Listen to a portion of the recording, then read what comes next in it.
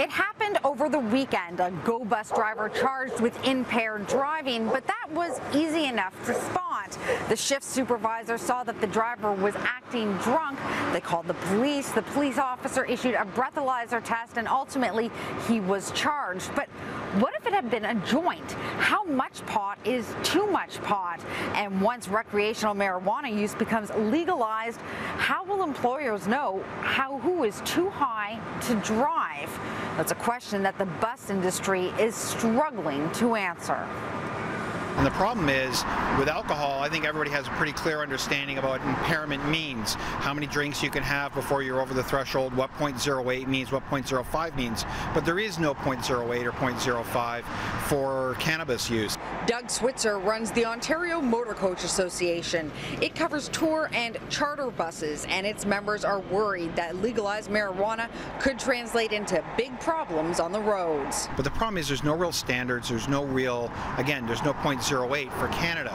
So you can have a random drug testing program which will tell you whether or not the person has used cannabis, but I think that was one of the problems with the TTC and their union, is trying to sort out what is an appropriate level or an inappropriate level for that drug test to show.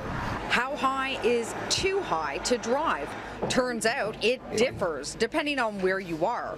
Alcohol Countermeasure Systems distributes a drug detection test that the RCMP and OPP just finished using in a pilot project. What we detect is the presence of THC in saliva. Some states, such as Colorado in the U.S., uses 5 nanogram as their threshold. That's not to say that 5 nanogram is the impairment level. It just says that that's what they're looking for. There are other states that look for 0.